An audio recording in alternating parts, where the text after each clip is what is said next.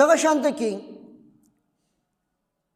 د سود د سختوالي په معامله کې رسول الله مبارک صلی الله علیه وسلم فرمایي چې د سود 1 درهم خوړل د 36 بار بدکاری نه دام سخترینه ګناه ده. طبرانی شریف دا حدیث راغسته. اوس 1 درهم خوړل رسول الله مبارک فرمایي د 36 زلا بدکاری نه دغه خطرناک ګناه ده.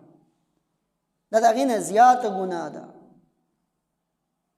چې انسان خدا نه خاص ته په بدکاری کې مبتلا شي زموږ معاشره هغه ته په کم نظر باندې ګوري، بلکې په کنځلو کې د ټولو نه غټې کنځلې زموږ په معاشره کې دقه ښکاري خلکو ته. دومره خطرناکې کنځلې چې څوک یې چاته کوي نه، دا بدکار ویل، چاته زیناکار ویل، دا کنځلې زموږ په معاشره کې موږ چاته کوو هم نه، دا دومره عیبناکې خبرې دي.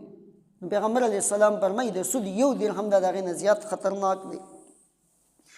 دغه شانته کې آقای نامدار صلی الله علیه وسلم فرمایي سود 3 دروازې دي، 3 بابونه دي د سودو، 3 لارې دي چې هر یو تی نه مونږ مطلب اخلو. پیغمبر علیه السلام الفاظ صحیح استعمال کړل، د سود 3 دروازې دي. او د ټولو نه کمزوري دروازه، د ټولو نه هلکا دروازه، یعنی د ټولو نه کمه درجه، د ټولو نه کمه ګناه، پیغمبر علیه السلام فرمایي هغه دا ده چې یو انسان د خپل مور سره نکاح وکړي، د سود دغه کمزوري دروازه د هغې نه زیاته ده. د سود دغه کمزوري درجه د هغې نه زیاته لویه ګناه ده چې یو انسان د خپلې مور سره نکاح وکړي. اوس دا څومره لویه او عظیمه خبره ده محترمو، چې یو انسان د کمې زنانه نه پیدا شوی دی په تصور کې هم د انسان نه راځي چې دی به د هغه سره نکاح وکړي. نکاح کول سره حرام دی، معنی دا چې دی ورسره بدکاري وکړي با الفاظ دیگر، ځکه نکاح خو جایز نه ده. چې نکاح د کمې زنانه سره جایز نه ده او چا ورسره نکاح وکړله نو دی په بدکارۍ کې مبتلا دی. نو د پیغمبر علیه السلام د الفاظو معنی دا ده چې دی د خپلې مور سره بدکاري کوي. د سودو په هغه 80 درجو کې هغه 73 درجه هغه کمزوري درجه د دې نه لویه ده. عبدالله ابن عباس رضی الله تعالی عنه د آیت کریمه تفسیر کوي چې یمحق الله الربا، الله رب العالمین سود له کمې ورکوي. رب العالمین د سود مال و دولت دا کموي. اوس که مونږ په ظاهره باندې ورته نظر کوو نو خو زیاتېږي، لکه 10,000 روپۍ تا ورکړي دي او تا ته 11,000 میلاوي، دا دې ورسره توی کړي دي چې دا د 2 میاشتو دپاره درکوم خو مال به 11,000 راکړي. یا نور قسمونه هم دي، هغه به انشاءالله په تفصیل سره بیانوم ځکه ډېر قسمونه دي. نو په ظاهره خدا زیاتېږي. او رب العالمین فرمایي چې یمحق الله الربا، الله تعالی سود ختموي، سودی مال رب العالمین ګټاوي. او حدیث کې راځي پیغمبر علیه السلام فرمایي چې په ظاهره باندې خو تاسو ته ښکاري چې د سود کې زیاتې راځي، لیکن حقیقت کې دی کې کمی او قلت راځي، حقیقت کې دا کمیږي. اوس عبدالله ابن عباس رضی الله تعالی عنه څه فرمایي چې دا کمی په کې څنګه دی د مال برکت ختم شي، دغه سودي مال د ده دپاره کافي کېږي نه، دا سودي مال د ده ضرورت نه پوره کوي. او وړاندې عبدالله ابن عباس رضی الله عنه فرمایي تفسیر قرطبي ولا راغستی دي چې د یمحق الله الربا معنی دا ده چې الله رب العالمین د ده حج نه قبلوي، د سودي کس د سودخوره کس حج الله نه قبلوي، د ده صدقه الله رب العالمین نه قبلوي، د ده کس جهاد رب العالمین نه قبلوي، د د صله رحمي رب العالمین نه قبلوي، د د زکات رب العالمین نه قبلوي. دا 5 عبادات عبدالله ابن عباس رضی الله تعالی عنہ بیان کړل. بیا علما فرمایي چې دا 5 ولې بیان کړل؟ نو دا هغه عبادتونه دي چې په کم کې مال خرج کیږي. حج کې مال خرج کیږي، جهاد کې مال خرج کیږي، زکات کې مال خرج کیږي، په صدقه کې مال ورکول کیږي. صله رحمی د رشتہ دارو سره تعلق ساتل، د رشتہ دارو سره تعلق نه ختمول، دي کې خامخا مال او دولت دا خرج کیږي با. نو دا تمام عبادات الله رب العالمین نه قبلوي. عبدالله ابن عباس رضی الله عنه فرمایل یعنی چې په کم مالی عبادت کې د مال صرف کیږي الله رب العالمین د دغه عبادت نه قبلوي. پښتو کې کوم وایي چې هندوستړی خدای ناراضه، هغه خبره د ده به دا خیال وي چې ما زکاتونه ورکړله، ما جماعتونه جوړ کړله، ما په مدارسو کې چندې او تعاونونه وکړل، د غرباو سره مې تعاون وکړل. لیکن عبدالله ابن عباس رضی الله عنه فرمایي دا نه قبلي د ده په سود کې د مبتلا کېدو د وجې نه. دغه شان حدیث کې راځي پیغمبر علیه الصلاة والسلام هر جعفر رضی الله عنه فرمایي چې موږ ته وصیت کولو او رسول الله مبارک فرمایل زه تاسو ته وصیت کوم چې د هغه ګناهونو نه بچ شئ چې کوم الله رب العالمین نه معاف کوي. د هغه ګناهونو نه ځان وساتئ چې کوم رب العالمین نه معاف کوي. او بیا پیغمبر علیه الصلاة والسلام 2 ګناهونه ذکر کړل. د خیانت نه ځان وساتئ. اوس د خیانت مفهوم دا لوی دی او وسیع دی. هر یو سیز، هر یو ذمہ داری چې موږ ته حواله د هغه امانت دی د رب العالمین د طرف نه، په هغې کې کوتاهي کول د خیانت وي. که هغه زموږ زندگی ده، که هغه زموږ وجود دی، که هغه زموږ مال و دولت دی، که هغه زموږ اولاد دی، که هغه زموږ نوکري ده، که هغه زموږ مزدوري وي، هر یو معامله چې موږ ته حواله ده د امانت دی او په دې کې کوتاهي کول د خیانت. نو رسول الله مبارک فرمایل چې د هغه ګناه نه بچ شئ چې الله یې نه معاف کوي. نو خیانت الله رب العالمین نه معاف کوي. او 2 نمبر پیغمبر علیه الصلاة والسلام فرمایل سودخوري کول رب العالمین نه معاف کوي. بیا علما فرمایي چې که انسان توبه وباسي نو الله رب العالمین دغه په توبه معاف کوي وته. لیکن چې په کم مالی سیزونو کې خیانت کړي دغه حق به رسئ نو الله به په توبه معاف کیږي. کم سودی معاملات د کړي دي، د چا نه اغستی دي اضافي مال، دا به دې رسئ نو الله به رب العالمین معاف کوي. دغه شان حدیث کې راځي، اوږد حدیث دی، دا معراج د موقع پیغمبر علیه الصلاة والسلام مختلف مناظر لیدلی دي. پکې یو منظر رسول الله مبارک بیان کړلو چې د وینې یو دریاب دی، د وینې او د زو دریاب دی، او په دې کې یو انسان دی، هغه پکې ورغورځولی شوی دی او دا وینې راخوټ کیږي هم. اوس د وینې بدبو دا به څومره زیاته وي. بیا د جهنمیانو وینې او زوی چې وي نو هغه به څومره بدبودار وي. حدیث کې راځي پیغمبر علیه السلام فرمایي د دغه وینو او د زو یو ډول که دنیا ته راغللو په مخ د ځمکه باندې به یو شین بوټی زرغون نشي، یو جاندار به ژوندی پاتې نشي. د هغې د هغه بدبو او د هغې د هغه زهرناک کېدو د وجې نه. نو چې یو ګناهګار دقې ته ورغورځولی شوي وي او دې راځي دی غاړې له راځي او یو طاقتور انسان په دې غاړه ولاړ دی او د دې سره د کاڼو یو غټ ډېرې لګېدلې دي، غټ غټ سنګیني ورسره پراته دي. دې چې کله د غاړې له راشي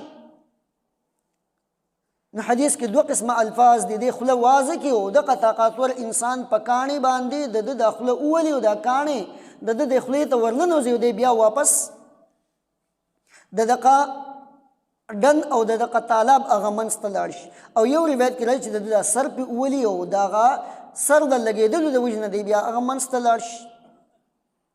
نو دی کوشش کوي د هغې نه د وتلو دغه کم کس چې په الله رب العالمین لګولې دی دی ولاړ وي او دی په کاڼو باندې ولي.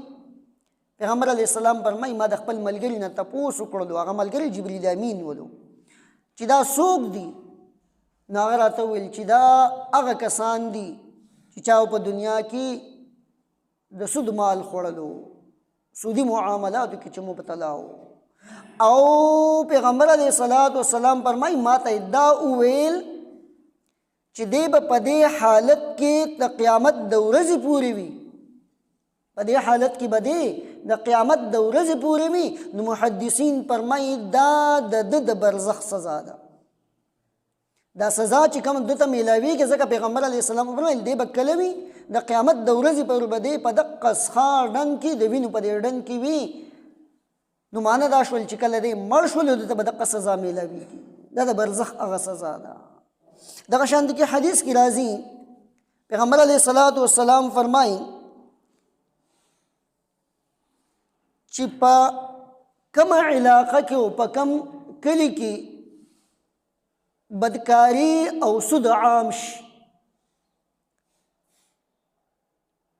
حرام خوری یعنی زناکاری او سود په کومه علاقه کې عام شي، نو دغه علاقې خلقو په ځان باندې د الله رب العالمین عذاب حلال کړلو.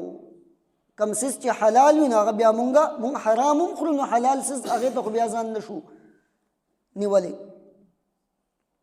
چې کم سیز حلال شو معنی دا چې په ده باندې په وافره مقدار کې دی دا حاصلوي، نو د الله رب العالمین عذاب دی په وافره مقدار کې حاصلوي.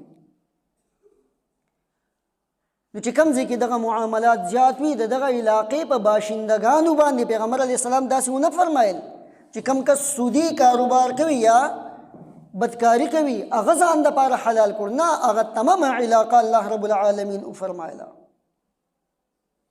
ځکه کله کله د یو ګناهګار د وجې نه الله رب العالمین په تمامه علاقه باندې عذاب راولي، او کله کله د یو نیک عمل انسان د وجې نه الله رب العالمین په تمامه علاقه باندې رحمتونه نازلوي.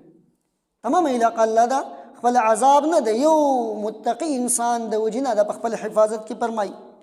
او دغه شانته کې بل حدیث دی هغه هم د حضرت جابر رضی الله عنه نه روایت دی چې پیغمبر علیه السلام په سود خوړونکي، په سود ورکوونکي، په سودي معامله کې لیکونکی کس کوم چې د دې کاتب دی او د دې په ګواهۍ ورکوونکو باندې پیغمبر علیه السلام لعنت وویل.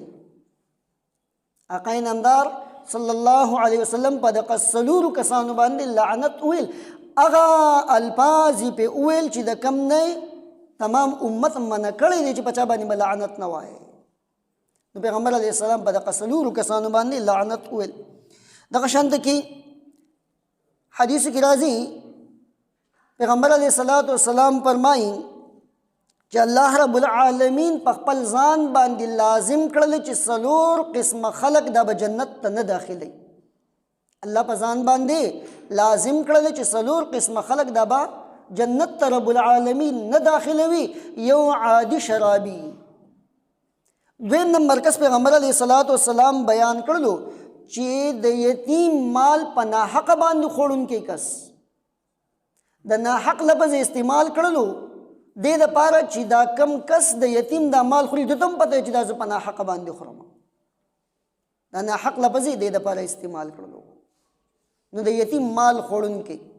دریم نمبر کس پیغمبر علیه السلام بیان کړلو چې الله په ځان لازم کړ چې دی به جنت ته نه داخلو ما د والدینو نافرمانی کوونکی کس.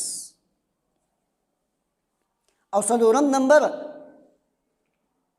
سودکار کس الله رب العالمین په ځان لازم کړی دی چې دی به زه جنت ته نه داخلو ما.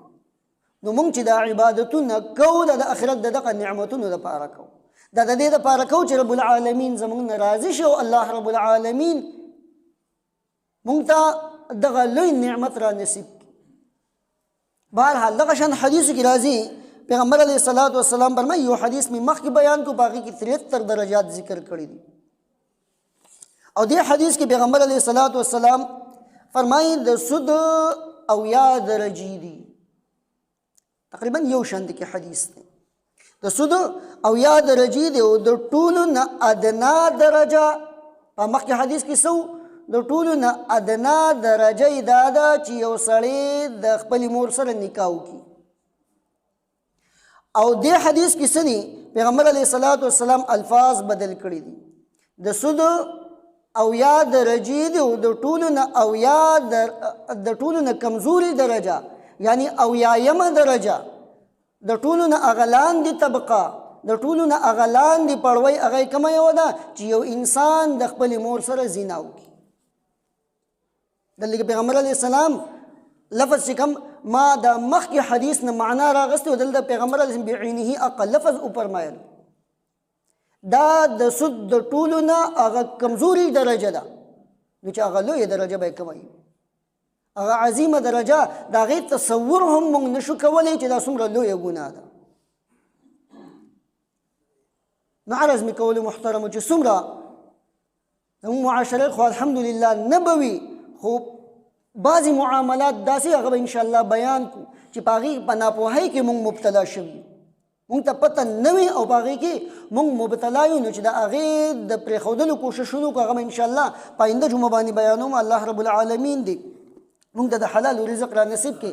الله رب العالمین دی په تمام وطن کې په تمام ملک کې په تمامو اسلامي حکومتونو کې سودي نظامونه سودي کاروبارونه ختم کړي. الله دې د حلال رزق مونږ ته را نصیب کړي. ربنا ظلمنا انفسنا وان لم تغفر لنا وترحمنا لنكونن من الخاسرين.